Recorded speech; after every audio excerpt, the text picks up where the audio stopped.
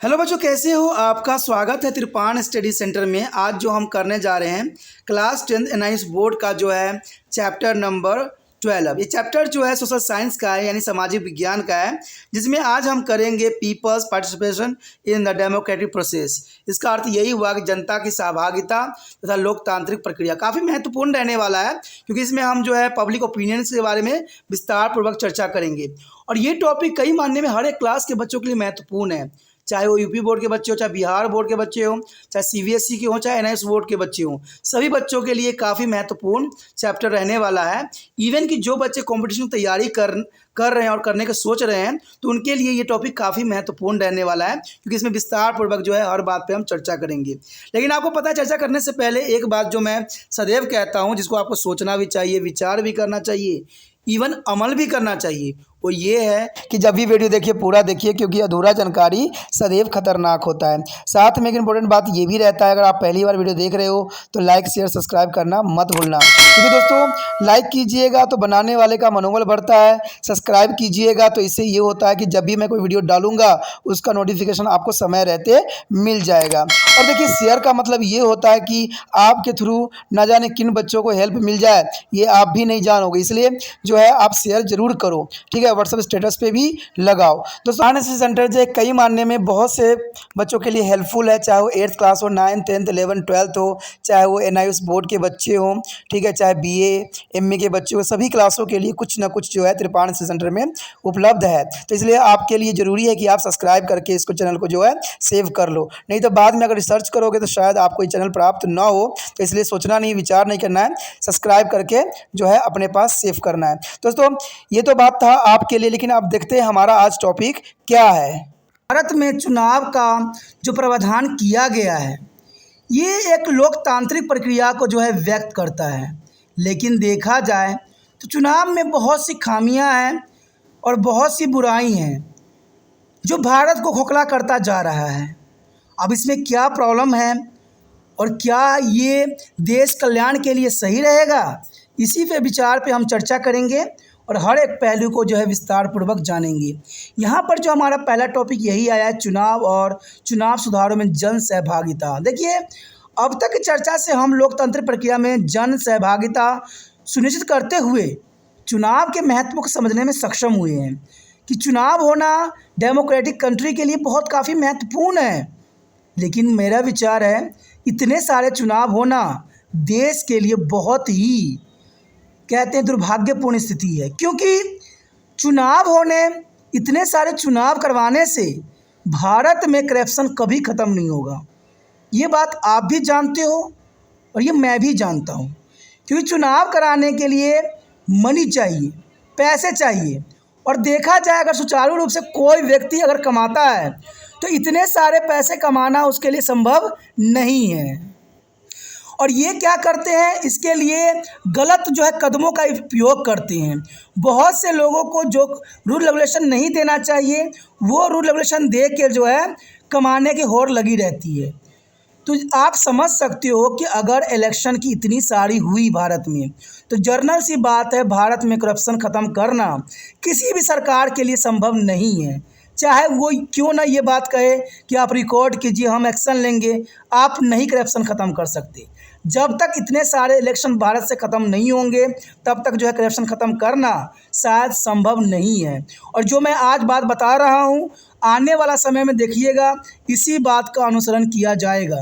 अभी बेशकली जो है सब आंख बंद कर रखे हैं, कान बंद कर रखे हैं और देख नहीं रहे इन बातों पे, लेकिन आने वाला समय में मैं जानता हूँ कि इस बात पे अमल ज़रूर किया जाएगा, क्योंकि तभी भारत से करप्शन को भी ख़त्म किया जाएगा। अब इसका एग्जाम्पल हम देख सकते हैं कि दूसरे देशों में देखिए, वो भी काफ़ी महत्वपूर्ण देश है, हमसे विकसित है, लेकिन वहाँ पर इतने इलेक्शन नहीं होते हैं जितने इंडिया में हो रहे हैं। तो जर्नल सी बात है, आधे से अधिक पैसे जो भारत की इकोनॉमिक अर्थव्यवस्था को बिगाड़ रहा है वो इलेक्शन ही है। और शायद न जाने कब हमारे देश के मंत्रियों को ये बात समझ में आएगा और कब जाके जो है भारत जो है एक ही इलेक्शन भारत में होगा।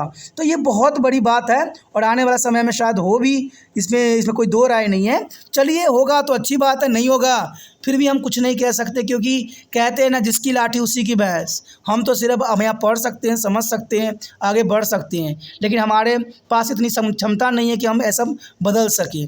तो यही बात यहाँ भी बताया गया है कि लेकिन पिछले कुछ वर्षों में यह पाया गया है कि भारत को एक सिर्फ जो है भागीदारी लोकतंत्र बनाने के लिए चुनाव प्रणाली में सुधार की आवश्यकता अवश्य है। जब तक अगर चुनाव में सुधार नहीं किया जाएगा, भारत की भागीदारी लोकतंत्र में होना संभव नहीं रहेगा। अब हम सबसे उल्लेखनीय कारक की चर्चा करेंगे जो चुनाव में जन सहभागिता सुनिश्चित करने में सहायक हुआ है। ऐसे मुद्दे पर भी ध्यान दिया जाएगा जो भारतीय चुनाव के लिए चिंता का विषय बन गया है। साथ ही चुनाव सुधार में भी चर्चा होगी। तो सारी जो है हम पॉइंट पे विस्तार पूर्वक चर्चा करेंगे और इसके लिए आपको त्रिपाण स्टडी सेंटर के साथ बने रहने की आवश्यकता है। अब देखिए, यहाँ पर सबसे पहली बात तो यही आता है सार्वभौमिक वयस्क मताधिकार। ये काफ़ी महत्वपूर्ण बात है। सार्वभौमिक वयस्क मताधिकार चुनाव एक महत्वपूर्ण जो है भूमिका निभाता है और स्वतंत्रता के बाद भारत में सार्वजनिक वयस्क मताधिकार अपनाया गया है। क्योंकि स्वतंत्रता के बाद भारत ने ये काफ़ी महत्वपूर्ण यहाँ पर कदम उठाया था कि सार्वजनिक वयस्क मताधिकार दिया गगया है। और ये बड़ी ही रोचक बात भी है, क्योंकि लोकतांत्रिक की प्रक्रिया के आरंभ होने के लगभग 300 वर्षों के बाद सन 1928 में ग्रेट ब्रिटेन में सार्वजनिक वयस्क मताधिकार लागू हुआ था।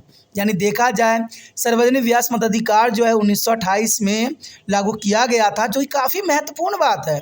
और यूपीएससी एग्जाम में ऐसे क्वेश्चन पूछे जा सकते हैं।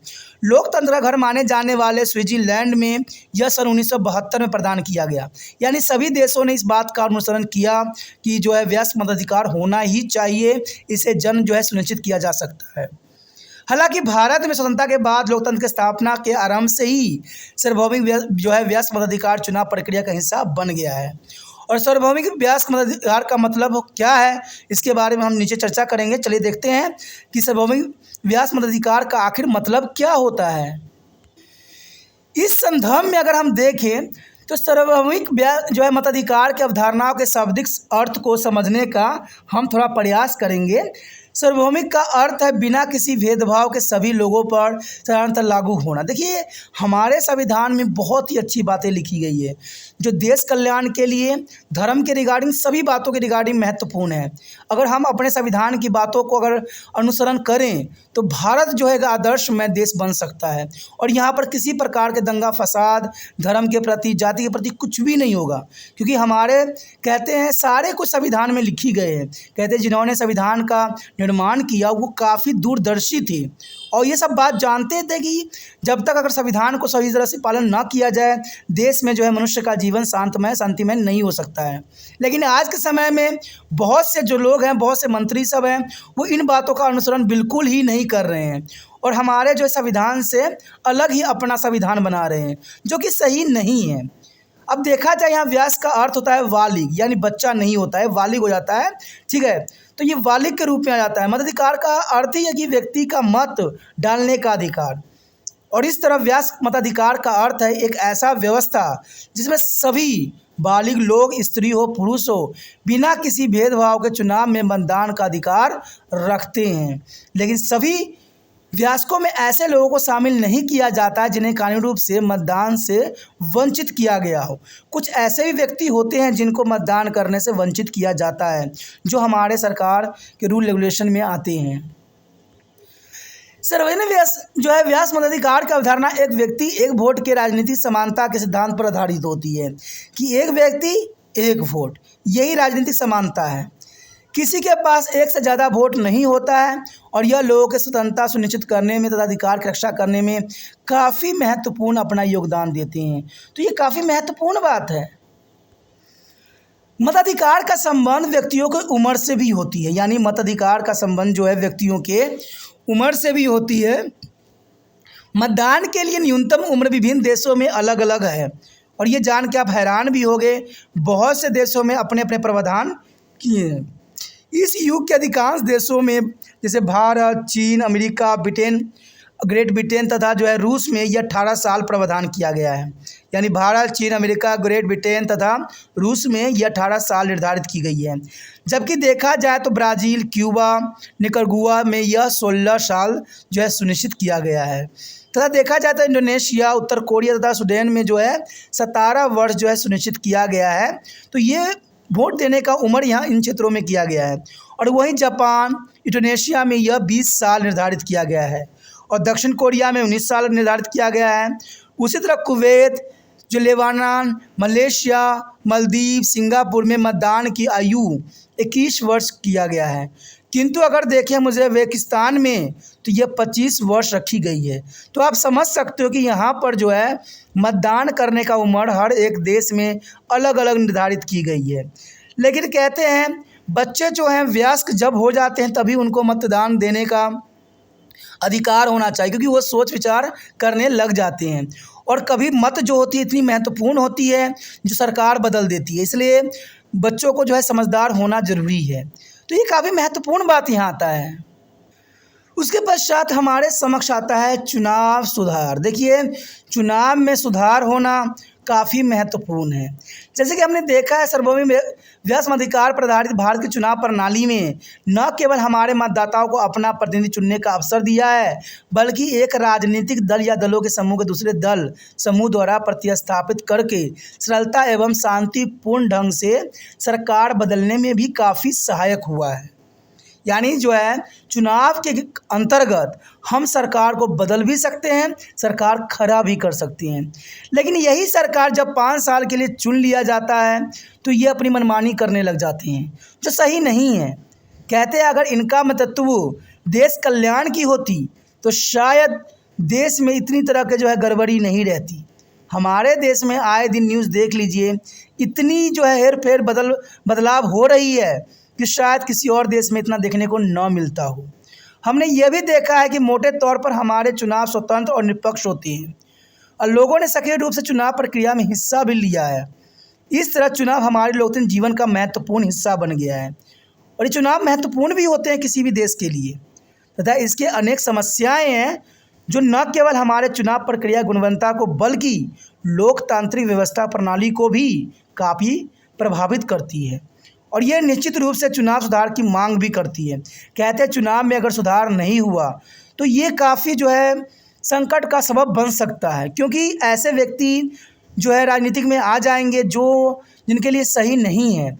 आजकल देख लीजिए, किसी व्यक्ति के मुंह से सुन लीजिए तो कहते हैं आज तो राजनीतिक होना एक गुंडा के समान होता है, क्योंकि आजकल शरीफ बंदे तो खड़ा होते ही नहीं हैं।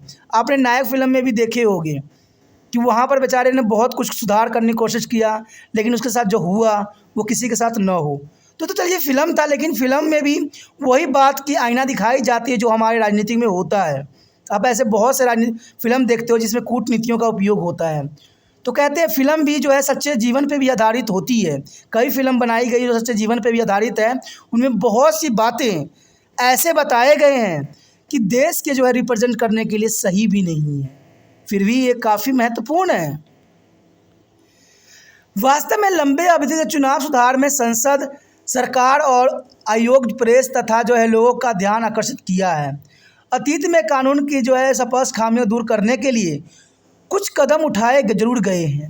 निकट अतीत के अनुभव के आधार पर जो है कानून के कुछ प्रावधानों में संशोधन के लिए भी शीघ्रता से कुछ कदम उठाने की आवश्यकता का अनुभव किया गया है और कुछ ऐसे मुद्दे हैं जिन पर तत्काल ध्यान देने की ज़रूरत है, जैसे चुनाव में हेरा फेरी, नकली और फर्जी मतदान प्रतिरूपण। देखिए ये जो है हर क्षेत्र में आपको आम देखने को मिल जाता है। चुनाव में हेरा फेरी, नकली और फर्जी मतदान, यहाँ तक कि बड़े बड़े नेता लोग ने भी एक दूसरे पर आरोप प्रतिरोप लगाया है कि उन्होंने चुनाव में हेरा फेरी किया है, नकली किया है, फर्जी डाला है। तो ये आप आजकल न्यूज़ में भी देख सकते हो। आखिर उनकी क्यों शक की सुई है उस पर गया, लेकिन बाद में इस बात को प्रूव भी किया गया कि सब गलत है, लेकिन इनके मन में ऐसी भाव आया क्यों, ये बहुत बड़ी बात इंपॉर्टेंट आ जाती है। चुनाव के दौरान हिंसा होना ये तो आम बात है। कहते हैं अगर चुनाव का साल भर रह जाता है, ठीक है, उसके बाद पहले 1 साल देखिए कितने दंगे फसाद हर क्षेत्र में होंगे, ऐसे ऐसे घटना होगी जिसका आप कभी कल्पना भी नहीं कर सकती। आखिर ऐसा घटना क्यों घटाई जाती है? कारण ये होता है कि दूसरे के सरकार को गिराने के लिए, ठीक है, अगर दूसरे का, अगर मान लीजिए किसी सरकार में ऐसी उधर होती है, उधर गलतियाँ होती है, तो दूसरी बात ये होता है कि लोगों के मन में उनके प्रति जो है गलत भावनाएं जो है उत्पन्न होने स्टार्ट हो जाते हैं कि ये सरकार सही नहीं है, इनके कारण दंगे फसाद हुए हैं, तरह तरह की बातें जो है लोगों के मन में अनुसरण कर जाती हैं। इसलिए चुनाव के दौरान हिंसा होना एक आम बात होती है, और आज के समय चुनाव में हिंसा करवाना तो आम बात है। आपने फिल्मों सब में भी देखते हो कि लोग जो है चुनाव आने से पहले दंगा फसाद करवाते हैं, मरवाते हैं, कटवाते हैं, और बाद में जो है हमदर्दी बटोर के वहाँ पर जो है विजय हासिल कर लेते हैं। लेकिन ये सही नहीं है, इससे देश की गरिमा खराब होती है। कहते हैं चुनाव होना देश की लोकतंत्र को जो रिप्रेजेंट करता है, लेकिन हिंसा देश की जो है अखंडता को ख़त्म करता है। हमारा देश कई धर्मों का देश है, और ये सब आप भी जानते हो, मैं भी जानता हूँ, और यहाँ पर जो है भाईचारा की भावना होना बहुत ज़रूरी है, तभी हमारा देश जो है और हमारा देश की गरिमा हमेशा जो है कायम रह सकती है। धन और बाहुबल की प्रतिकूल भूमिका, देखिए त्रिपाण स्टडी सेंटर हमेशा यही बात बोलता है कि चुनाव में धन और बाहुबलता की प्रक्रिया महत्वपूर्ण रहती है, और इसके कारण ही करप्शन है। आप सोचते होंगे कि कई क्षेत्रों में सरकार ये कहती है कि मोबाइल में वीडियो बनाइए, हमें दीजिए, हम करप्शन को बंद करेंगे, लेकिन कभी उनसे पूछा गया है कि जब इलेक्शन होता है तो आप इतने सारे धन कहाँ से लेके आते हो? इतने पोस्टर, इतने सभाएं, इतने कहाँ से आता है? क्या आप 5 साल में अरबपति बन जाते हो? किसी ने पूछा है? ये बात आपको पता स्वयं है कि कहते हैं इलेक्शन में सबसे बड़ी बात होती है धन, और ये लोग इतने एडवर्टाइजमेंट लगा रहे होते हैं टीवियों पे, कोई भी चैनल खोल लो, कहीं भी चले जाओ, इनके एडवर्टाइजमेंट इतने चलते रहते हैं। आखिर ये पैसे कहाँ से आते हैं इनके? क्या ये कमा रहे होते हैं, एक्स्ट्रा कमाई कर रहे होते हैं? सारा करप्शन का धन होता है। ये दूसरे को तो कहते हैं जेल के अंदर ठूस रहे होते हैं, लेकिन अपने राजनीतिक नेताओं को कुछ भी नहीं बिगाड़ते हैं। ये करप्शन का मेन कारण है इलेक्शन। भारत में इलेक्शन अगर ना अधिक हो तो करप्शन भी भारत से ख़त्म हो जाएगा। और आप सोच रहे हो कि करप्शन जो है आम गरीब बंदा करता है, शायद आप गलतफहमी में हो। आम गरीब बंदा तो 2 रोटी की कमाई में लगा रहता है। करप्शन तो बड़े बड़े लोग करते हैं, बड़े अमीर लोग करते हैं, बड़े रिप्रेजेंटेटिव्स लोग करते हैं जो बड़े बड़े होते हैं। आम गरीब बंदा तो कुछ भी नहीं जानता, और ये लोग आम गरीब बंदे का ही खून चूस चूस के जो है अपनी राजनीतिक चला रहे होते हैं। तो इस पे जो है सभी को सोचने की बात है। जो देश की भलाई सोच रहे होंगे ये ज़रूर इस बात को सोचेंगे, लेकिन मुझे पता है कि ये कभी भी नहीं हो सकता, क्योंकि करप्शन कहते हैं ऐसा घर कर गया है लोगों के दिमाग में कि ये उनके निकल नहीं सकता। आज देख लीजिए, जिस पर मर्जी आप छापे मार लीजिए, आप देखिएगा कि उसका जो है आय से अधिक धन निकलेगा, तो निकलेगा ही निकलेगा। क्योंकि जर्नल सी बात है, ये लोग इलेक्शन की तैयारी में 5 साल पहले से ही लग जाते हैं। जैसे जीतते हैं वो अगली जीत के जो ललायित होते हैं, और वो अभी से जो है पैसे इकट्ठे करने लग जाते हैं। वो कई रूपों में करते हैं, जैसा जैसा उनको लगता है वैसे वैसे रूपों में वो पैसे इकट्ठा करते हैं। और ये क्या करते हैं कि हमारे देश में करप्शन नहीं, हमारे राज्य में करप्शन नहीं है, शायद वो कहते हैं उनको आईना दिखाने की आवश्यकता है। उसके पश्चात आता है मतदाताओं, विशेषकर कमज़ोर वर्ग को लोगों को डराना धमकाना। ये तो आम बात है। आपने देखा ही होगा कि अगर गांव में आप चले जाओ तो वहाँ पर ये बातें आपको आम दिखेगी कि यहाँ पर लोगों को डराना, धमकाना, मारने की बात करना। अब ये लोग पुलिस में भी शिकायत लेके जाएं तो जाएं कैसे? क्योंकि पुलिस वाले तो इन्हीं बाहुबलियों के ही होते हैं, ठीक है। कभी भी आम बंदे को पुलिस कहाँ देखती है? वो तो सिर्फ बाहुबली चले जाएँ तो उनके लिए कुर्सी आगे बढ़ा देते हैं, और आम बंदे चले जाएं तो उनको कहते हैं बाहर बैठो, चलो बाहर प्रतीक्षा करो। तो ये आम बात है। सरकार बेशक ही कह रही है कि हमने जो है कानून व्यवस्था में बहुत सुधार किया है, बहुत ही अच्छा किया है, लेकिन कभी ये आम व्यक्ति बन के किसी पुलिस स्टेशन में चले जाएं, इनको जो है दूध का दूध और पानी का पानी हो जाए। लेकिन इनको जाएंगे क्यों भाई? इनको तो अपने इलेक्शन से टाइम ही नहीं मिलता है। ये तो 24 घंटे अपने आगे की जो है जीतने की प्रक्रिया में लगे रहते हैं कि भाई मुझे वहाँ पर जाके भाषण देना है, अच्छे से भाषण देना है, एक दूसरे को नीचा दिखाना है। यही तो इनकी राजनीतिक है। काम कब करते हैं ये तो ऊपर वाले ही जानता होगा, हमें तो पता ही नहीं इस बात का। सरकारी तंत्र का दुरुपयोग, देखिए सरकारी तंत्र का दुरुपयोग तो 100% होता है। आप देखिएगा इलेक्शन में जितने भी गाड़ी उड़ी यूज़ करते हैं सब के सब जो है सरकारी होती है, और सरकारें पर ही सारा बिल ठोकी जाती है। तो ये बहुत बड़ी विडंबना है। सरकारी तंत्र का दुरुपयोग करना इलेक्शन में आम हो गया है और ये बहुत दुर्भाग्यपूर्ण बात है। और बड़े बड़े नेता को मैंने देखा है कि इस बात को वकालत करते हैं कि सरकारी मशीनरी का दुरुपयोग नहीं होना चाहिए, लेकिन वही कर रहे होते हैं और उनसे कौन पूछेगा। कहते हैं हम तो एक ही थाली के चट्टे बट्टे हैं, उसका वो करेगा उसका वो करेगा, एक दूसरे को नीचा दिखाएंगे, बाद में दोनों हाथ मिला लेंगे। आपने देखा ही होगा इलेक्शन में, पहले तो दुश्मन के रिप्रेजेंट करते हैं सभी लोगों के सामने, और लेकिन बाद में हाथ मिला के अपनी सरकार बना लेते हैं। तो ये तो आम बात है आज की राजनीति की कूटनीतियाँ। मतदान केंद्र पर कब्जा और चुनाव राजनीति का अपराधीकरण, देखिए बात तो ये सच्चाई है। हम यहाँ पर है किसी चीज़ पे उंगली नहीं उठा रहे हैं, बात जो है सच्चाई की हम कर रहे हैं। जो सच्चाई है वो सच्चाई है, ठीक है। इसलिए कह सकते हैं किसी व्यक्ति को ये बुरा भी लगे तो इसमें कोई दो राय नहीं है, बुरा भी लग सकता है, इसका कोई मतलब यहाँ पर है। क्योंकि देखिए हम बात सच्चाई की कर रहे हैं, जो सच्चाई है आज के समय में। आपने टीवी पे भी देखते हो, न्यूज़ पे भी देखते हो, लोग बड़ी बड़ी अच्छी अच्छी बातें कर रहे होती हैं, लेकिन वास्तविकता में ऐसा कुछ भी नहीं है कहीं नहीं है। कहते मतदान केंद्र पर कब्जा करना, चुनाव राजनीति का अपराधीकरण करना, ये तो आम हो गई है। आपने देखा भी होगा कई बार इलेक्शन के पार्टियों ने एक दूसरे पर आरोप प्रतिरोप लगाया कि आप कोई भी बटन दबाइए उनके ऊपर वोट चला जाता है। आखिर उनके मन में ये बात क्यों आई, किस लिए आई? आपने एक मशीन का चेकअप कर लिया, आपने क्या सारा मशीन को चेकअप किया? आपको पता है कि भारत में 10 लाख से ऊपर मशीन है, तो क्या एक मशीन को चेक कर लेने के लिए 2 मशीन को चेक कर लेने से क्या सारा मशीन चेक हो जाता है? और आपको बता दूं कि इलेक्ट्रॉनिक्स पे विश्वास करना संभव नहीं है, क्योंकि कुछ भी हो सकता है, कभी भी ख़राब भी हो सकता है, गड़बड़ी भी हो सकता है, कुछ भी हो सकता है। तो ये बहुत सोचने वाली बात है कि भारत, देखिए पहले के समय में ये होता था कि जो बाहुबली होते थे, जो धन वाले होते थे, वो वॉलेट को भी चुरा लेते थे, उठा लेते थे और कब्जा भी कर लेते थे मतदान पेटी पे। लेकिन आज थोड़ा सा कानून है, जागरूकता है, तो ये लोग जो है सीधे उंगली घी नहीं निकालते हैं, उंगली को टेढ़ा करके जो है अपना कार्य पूरा करते हैं। और ये कैसे करते हैं आपको भी भली भांति समझ होगा।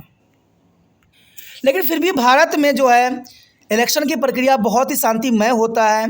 कहते हैं किसी क्षेत्र में जो है इलेक्शन से पहले बहुत दंगे फसाद होते हैं, ये तो आपने देखा होगा। और यहाँ पर जो है चित्र आपको दिख रहा है कि लोग बहुत ही प्यार से लाइन में खड़े हुए हैं, अपना मत अधिकार दे रहे हैं और अपने प्रतिनिधि को जिताने के लिए हर संभव कोशिश कर रहे हैं। तो ये चित्र जो है शांतिमय की प्रक्रिया को दिखा रहा है, जो कि ज़रूरी होना चाहिए हर क्षेत्र में, क्योंकि ऐसे क्षेत्र हो जहाँ पर शांतिमय इलेक्शन हो, यही जो है सबकी कल्पना होती है। और भारत सरकार भी इसके पीछे जो है सदैव अग्रसर ही रहेगा। उसके पश्चात है इन नकारात्मक जो है गतिविधियों के विभिन्न सूत्रों पर चर्चा की गई है और चुनाव सुधार के लिए कार्य भी किए जा रहे हैं। वास्तव में कई चुनाव सुधार लागू किए जा चुके हैं, लेकिन चुनाव की कोई भी अव्यवस्था कभी भी पूर्ण जो है दोषी रहित नहीं हो सकता।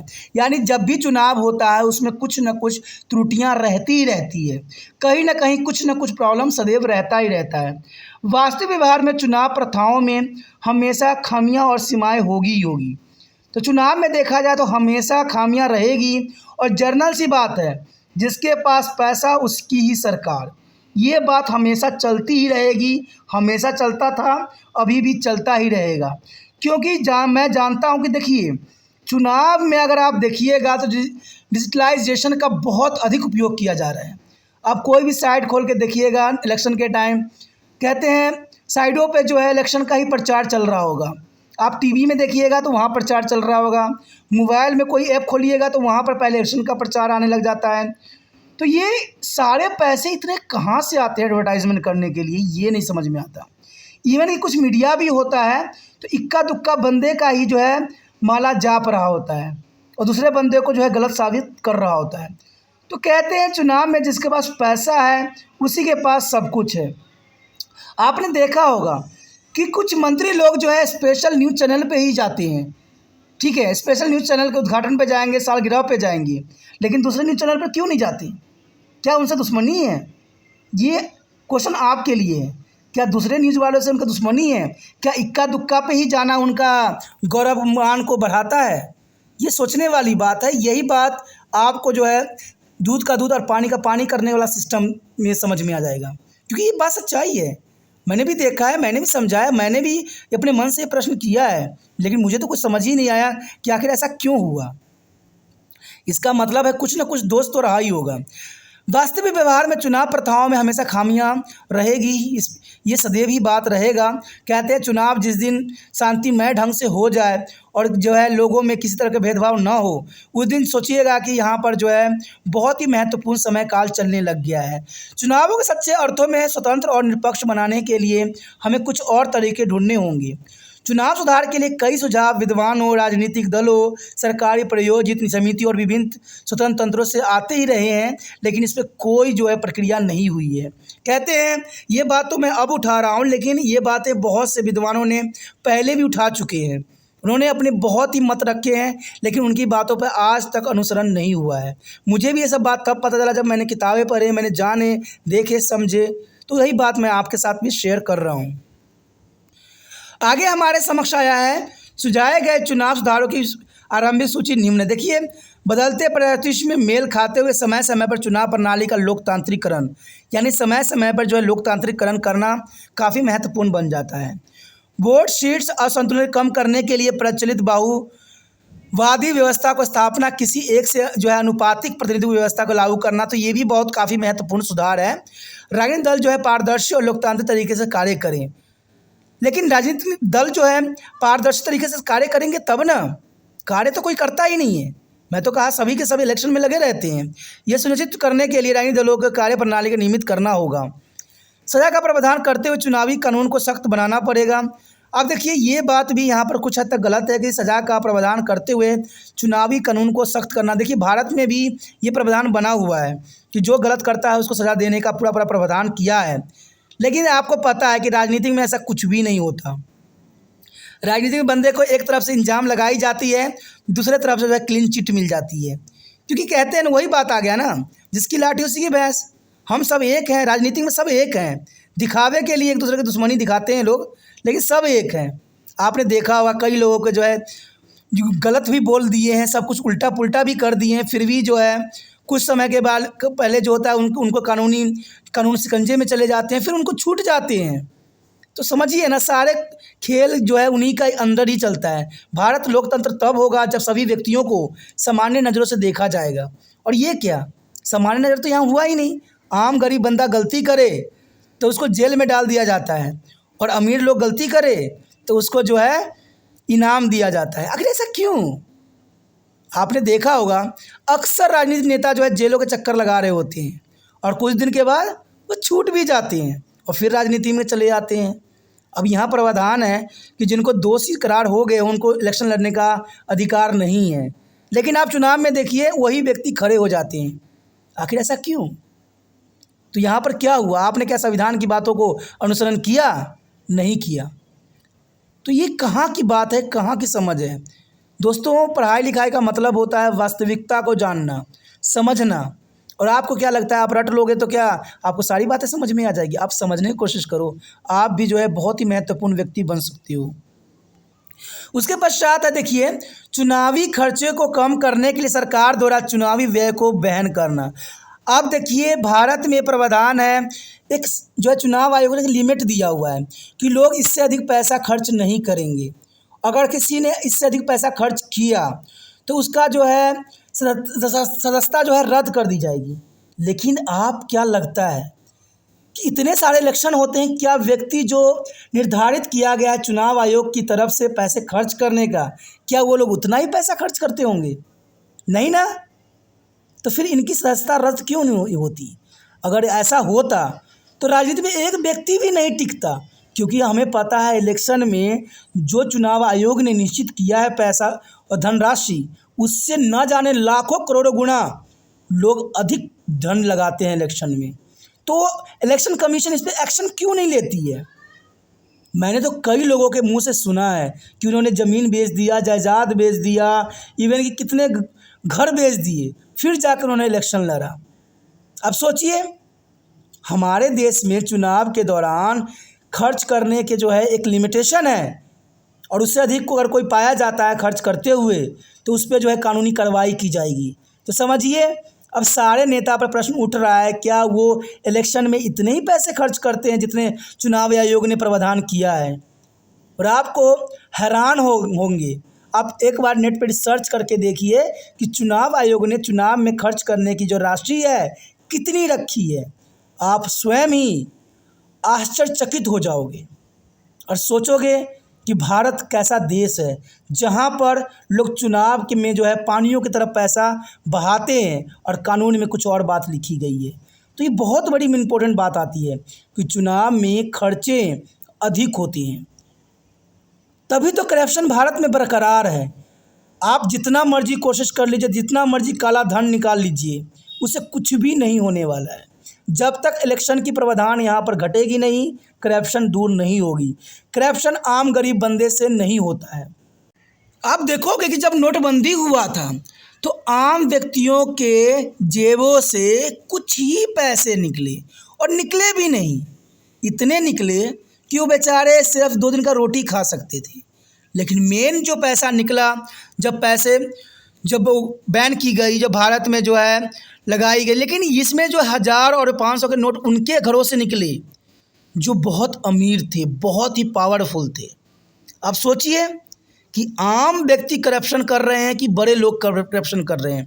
अब ये भी मत सोचिए, एक और बात देखिए कि जब नोटबंदी हुई तो उससे 3-4 महीने पहले कौन कौन इंडस्ट्रीज वालों ने लोगों को गिफ्ट दिया, नई नई कंपनियां खोली। आखिर उन्होंने नई कंपनी क्यों खोली और लोगों को फ्री क्यों किया? क्योंकि उनको पहले ही पता चल गया था कि सरकार नोटबंदी करने वाली है, और जो हमारे पास करप्शन धन है, काला धन है, अगर हम इसको जो है सफ़ेद नहीं किए तो हो सकता है कि मैं भी इसी चपेटे में आ जाऊं। तो आप अगर नोटबंदी से अगर 3-4 महीने की अगर न्यूज़ देखो निकाल के, तो ऐसे बहुत से लोग मिल जाएंगे, बहुत से इंडस्ट्री सफ़ेद पोशी मिल जाएंगे जिन्होंने जो है नए नए कंपनियां खोले, लोगों को गिफ्ट दिए, अपने एम्प्लॉयज़ के तरह तरह की चीज़ें दिए जो उन्होंने जीवन में कभी नहीं दिया, और लोगों को ऐसे सुविधाएं दिए, ऐसे लालच दिए, फ्री में कर दिया सब कुछ। आखिर ऐसा क्यों? तो इसका मतलब क्या हुआ कि सरकार भी दो नज़र कर रही है। आम गरीब बंदों को ये बात नहीं बताई कि हम नोटबंदी करने वाले हैं, और बड़े बड़े जिनसे उनको पैसा आता है इलेक्शन में, उनको पहले ही उन्होंने बता दिया, पहले ही उन्होंने संकेत कर दिया, और उन्होंने पहले ही उस पैसे का यूटिलाइज़ कर लिया। अब सोचिए सरकार का दो नज़रिया हुआ कि नहीं। लेकिन भारत के संविधान में ऐसा नहीं लिखा हुआ है। यहाँ लिखा हुआ है हर एक व्यक्ति को सामान्य अधिकार है, सरकार को भी सामान्य अधिकार दी गई है। तो ऐसा क्यों? क्योंकि उन्होंने इलेक्शन में उनसे ही तो पैसा मिलते हैं उनको, जो इतने सारे पैसे वो खर्च कर रहे होते हैं, डिजिटलाइज मीडिया का उपयोग कर रहे होते हैं, हर जगह अपनी एडवर्टाइजमेंट चिपका रहे होते हैं, तो वो पैसा कहाँ से आएगा? तो ये जो है चुनावी खर्च को कम करने की सरकार द्वारा चुनावी व्यय वहन किया गया है, लेकिन इस पर कोई भी जो है विचारधारा समक्ष नहीं आती है। संसद तथा राज्य विधानसभाओं में महिलाओं के लिए कम से कम 1/3 प्रतिनिधित्व सृजित करने का विशेष प्रावधान। देखिए ये काफ़ी महत्वपूर्ण बात है, और ये देखने को भी हमें मिला है कि महिलाओं की भागीदारी होनी चाहिए, क्योंकि तभी जो है कहते हैं साइकिल का 2 पहिए होते हैं, एक पहिए से साइकिल नहीं चलता है। तो महिलाएं भी बहुत काफ़ी महत्वपूर्ण हो जाते हैं राजनीतिक में। चुनाव के दौरान धन और बाहुबली की भूमिका कम करना। अब देखिए चुनाव में जैसे कि मैंने अभी पूरी बात आपको बताई कि धन का तो यहाँ पर खुलेआम जो है पानियों की तरह बहाई जाती है, और ये कभी मुझे समझ नहीं आया धन कहाँ से आया, और मैंने बताया कि सब करप्शन का ही कारण है। और बाहुबली की भूमिका कम नहीं है।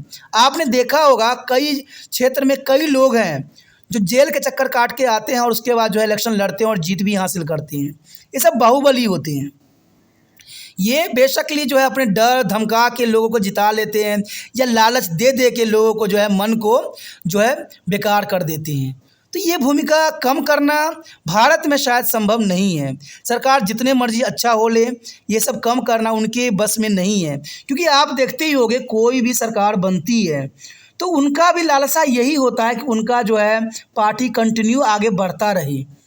तो कोई भी जो है स्वतंत्र फैसला नहीं लेते हैं, वो चुनाव सब बातों को ध्यान रख के फैसला लेती हैं, क्योंकि भाई पार्टी को भी तो लेके साथ में चलना है। आपने शायद पढ़ा होगा यूएसएसआर के बारे में, वहाँ पर जो है गाल्बाचोव ने बहुत महत्वपूर्ण कदम उठाए, लेकिन उसके पार्टियों ने सहयोग नहीं दिया। इसलिए आपको पता है कि शीत युद्ध के जो दौर थे 1991 में ख़त्म हो गई, जब बर्लिन की दीवार गिर गई। रीज़न यही था कि गाल्बाचोव जो थे अच्छा करना चाह रहे थे, लेकिन उनके मंत्री उनको सहयोग नहीं दे रहे थे।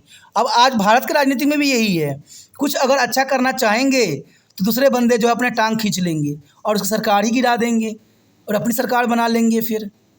तो ये प्रक्रिया सदैव चलती रहती है और ये बहुत ही दुर्भाग्यपूर्ण स्थिति है। चुनाव में राजनीतिक और आपराधिकरण को रोकना, देखिए चुनाव में राजनीतिक और आपराधिकरण को रोकना शायद आज तक संभव हुआ ही नहीं। मैंने पहले ही आपको बता चुका हूं कि चुनाव से 1 साल पहले या 6 महीना पहले ही ऐसे दंगे फसाद हो रहे होते हैं जिसका कल्पना करना भी संभव नहीं है।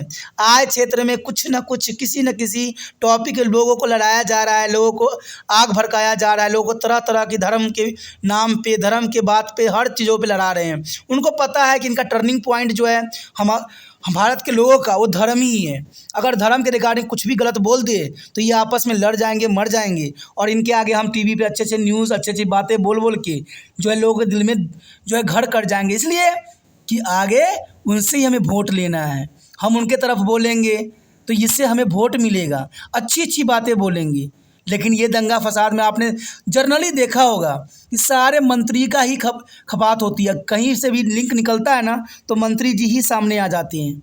तो सोचिए, जब दंगा फसाद करने वाला ही कहते हैं ये लोग हैं तो इनको कहते हैं आम बंदा को बचाएगा कौन फिर? ये बहुत बड़ा प्रश्न है ना कि जब रक्षा करने वाला ही भक्षक है तो रक्षा की कौन कर पाएगा? बड़ी बहुत प्रश्न है कि चुनाव में राजनीतिक अपराधीकरण का रोकना शायद संभव नहीं है, नहीं हुआ है। हमने तो इतने सारे दंगे फसाद देखे हैं, अपराधीकरण देखे हैं जिस पे हम खुद ही जो है दुखी हो चुके हैं। चुनाव प्रचार में जाति धर्म के आधार पर अपील करने पर पुण्य रोक लगा देना। अब देखिए ये रोक की बात कर रहे हैं, चुनाव में प्रावधान की गई है। मैं तो एक बात हमेशा कहता हूं कि जिस चीज़ पे रोक होती है लोग वही चीज़ करते हैं। अब चुनाव में देख लिए जाति धर्म, और ये न्यूज़ वाले भी बोलते हैं, आपने सुना ही होगा कि गुजरों की वोट वहाँ पर मिलता है, वहाँ पर पिछड़ी जनजाति का वोट मिलता है, वहाँ पर कहते आदिवासियों का वोट मिलता है। आपने सुना ही भी होगा न्यूज़ पे। हाँ, मुझे तो पता है, हंसी आता है इस बात पे। क्यों? क्योंकि न्यूज़ वाले भी तो यहाँ धर्म पे बांट रहे होते हैं और यहाँ पर लिखा हुआ है कि चुनाव प्रचार में जाति धर्म के आधार पर अपील करने पर पुण्य रोक लगाना चाहिए। और ये लोग देखिए बोलते भी हैं कि यहाँ हिंदू वोटिंग अधिक है, वहाँ मुस्लिम वोटिंग अधिक है, यहाँ पर यादव वोटिंग अधिक मिलता है। अरे धर्म के रिगार्डिंग तो आप ही बांट रहे हो, न्यूज़ वाले बांट रहे हैं, राजनीतिक नेता बांट रहे हैं। और यहाँ पर लिखा हुआ है कि चुनाव प्रचार में धर्म और धर्म के आधार पर अपील करने पर पुण्य रोक लगना चाहिए। ये कहाँ पर रोक लगी हुई है? ये बात बहुत से समर्थकों ने बात बोला था, लेकिन इस पर रोक कभी नहीं लग सकती क्योंकि यही तो इनका तकिया कलाम है। क्योंकि आपके क्षेत्र में कौन बंदा रह रहा है, कौन है, किस जाति के अधिक रह रहे हैं, यही पे तो वोट उनको मिलता है। और भारत में जब तक ये सब बातें रुकेगी नहीं, भारत जो है लोकतांत्रिक पुण्य नहीं हो पाएगा। कहते हैं बड़े बड़े लोग ने बड़े बड़े वकालत की है, बड़े बड़े बातें बोली है, लेकिन ये सब बातें मिथ्या है जिसका कोई अर्थ नहीं है। अगर अर्थ तब सार्थक सिद्ध होगा जब भारत में किसी प्रकार के दंगे फसाद न हो। मैं तो कहता हूँ अगर दंगा फसाद 1 साल भी अगर न देखने को मिले ना तो मुझे लगेगा कि भारत सुधर गया, लेकिन ऐसा नहीं है, ऐसा है ही नहीं। यहाँ पर तो आए दिन नए नए जो है कांड चलते रहते हो और इसमें जो है बड़े बड़े लोग ही लिप्त पाए जाते हैं। देखिए इस बॉक्स में जो काफ़ी महत्वपूर्ण बात आया है, बहुलवादी अवस्था में अधिकतम मत पाने वाले प्रत्याशी को चुनाव में विजय घोषित किया जाता है। और एक सदस्यता तथा बहु सदस्यता जो है चुनाव क्षेत्र में यह मत प्रणाली वर्तमान समय में विधायिका के सदस्यों को निर्वाचित करने के लिए प्रयोग किया जाता है, जो काफ़ी महत्वपूर्ण है। अगर देखा जाए अनुपातिक प्रतिनिधित्व एक ऐसी चुनाव विधि है जिसके द्वारा जनसंख्या में अनुपात के आधार पर विभिन्न वर्ग के लोगों को जो है प्रतिनिधित्व सुनिश्चित किया जाता है। और इस व्यवस्था में कोई भी गुट, यदि वह राजनीतिक दल हो या हित समूह, लोकप्रिय वोट से प्राप्त अनुपात के आधार पर प्रतिनिधित्व प्राप्त करता है। तो ये काफ़ी महत्वपूर्ण बात है। निकट अतीत में निर्वाचन आयोग ने कई नई पहल किया है और जिसकी ओर पहले इशारा किया जा चुका है कि इसमें प्रमुख है राजनीतिक दलों द्वारा राज्य स्वामित्व वाले इलेक्ट्रॉनिक मीडिया के माध्यम से चुनाव की योजना करना, मत सर्वेक्षण और एग्जिट पोल पर पाबंदी। देखिए मत सर्वेक्षण और एग्जिट पोल पर भी पाबंदी लगानी चाहिए, राजनीतिक अपराधीकरण पर रोक। तो ये काफ़ी महत्वपूर्ण बात है। कहते हैं इन सब बातों का अगर अनुसरण किया जाए तो भारत में मतदान सबसे जो है लोकप्रिय हो जाएगा। मतदाता सूची और कंप्यूटरीकरण करना, तो ये भी काफ़ी महत्वपूर्ण है। मतदाता पहचान पत्र, उसके पश्चात आता है चुनाव खर्च के रखरखाव तथा प्रत्याशी द्वारा उसे फाइल करने की प्रक्रिया का जो है सरलीकरण करना, ये भी काफ़ी महत्वपूर्ण बात यहाँ आता है। चुनाव के दौरान प्रतियोगियों के समान अवसर प्रदान करने के लिए चुनाव आचार संहिता का जो है सख्ती से लागू करने के लिए अनेक कदम उठाना, क्योंकि हमारी चुनाव प्रणाली में जो है विपरीत परिस्थितियों में भी जो है सुचारू रूप से काम किया है। इसलिए उम्मीद बन गई है कि हमारे देश में लोकतंत्र कायम रहेगा और उसमें बेहतरी होगा। तो ये काफ़ी महत्वपूर्ण है। मुझे भी उम्मीद है कि शायद हमारे देश में कभी एक ऐसा समय आएगा जहाँ पर सब कुछ जो है व्यवस्थित रूप से होगा और शायद दंगे फसाद और धर्म के नाम पे लोग जो एक नाटक करते हैं वो ऐसा न हो, क्योंकि हम एक हैं, हमारा देश एक है और हम भारतीय हैं। कहते हैं धर्म हमें अच्छे कर्म सिखाती है, हमें अच्छे बातों का अनुसरण कराती है। हमारा देश एक है, हमें एकता पे विश्वास करना चाहिए, क्योंकि आपको पता है हमारा देश जो है एक बंधन में बंधे हुए हैं। हम बेशक ली जो यहाँ पर हैं, हम एक ही माले के कई फूल हैं, हम कई फूल हैं लेकिन हैं एक माले में ही गुथे हुए हैं। तो इसलिए हमारा देश लोकतंत्र है और शायद लोकतंत्र भारत में कायम होगा, यही विश्वास हमेशा रहा है। हमारे लोकतंत्र मूल्य के प्रति जो है वचनबद्धता और संभावना से सरकार उनकी उम्मीदों पर खरी उतरेगी। शायद ऐसा कोई समय आएगा जब सरकार जो है हमारी उम्मीदों पर खरी उतरेगी। मैं ये नहीं कहता कि अब तक नहीं कुछ बहुत कुछ हुआ है, लेकिन फिर भी जो होना चाहिए वो चीज़ अभी तक देखने को नहीं मिला है। और आपको भी यही बात कहता हूँ कि अगर आपने ऐसा नहीं किया है तो आप अभी भी कीजिए, जितना हो सके इस वीडियो को शेयर कीजिए, क्योंकि हमारा चैप्टर अब यहाँ पर ख़त्म हो गया है। हम अगले चैप्टर में मिलेंगे, अगले टॉपिक के साथ, अगले जो है नया विचार के साथ। तो ये काफ़ी महत्वपूर्ण रहेगा दोस्तों। अगर आप तिरपान स्टडी सेंटर का हेल्प करना चाहते हो, अगर आपको ये विचार अच्छे लगे, समझ वाली थी, क्योंकि ज़रूरी है दोस्तों, क्योंकि आप विद्यार्थी हो, आपको भी हर बात का नॉलेज होना चाहिए कि हमारे देश में हो क्या रहा है, क्या ऐसा होना चाहिए, क्या ऐसा नहीं होना चाहिए। सब बातों पे आपको अनुसरण करना आवश्यकता है, क्योंकि हम पॉजिटिव पढ़ेंगे तो नेगेटिव वाली बातों को भी हमें लेके चलना पड़ेगा, तभी जो है हमारा जो है जीवन सार्थक होगा। ये काफ़ी महत्वपूर्ण बात है और आपको ये समझ में आया, जितना हो सके शेयर कीजिए। और शेयर करने के लिए कुछ नहीं करना है, यूट्यूब से लिंक को कॉपी करना है और व्हाट्सएप स्टेटस पर लगा देना है। और पहली बार वीडियो देख रहे थे, चैनल को सब्सक्राइब अवश्य कर लीजिए, क्योंकि सब्सक्राइब नहीं कीजिएगा तो अगला वीडियो का नोटिफिकेशन भी आपको प्राप्त नहीं हो पाएगा। ये सोचना नहीं है, विचार नहीं करना है, चैनल को सब्सक्राइब करना है।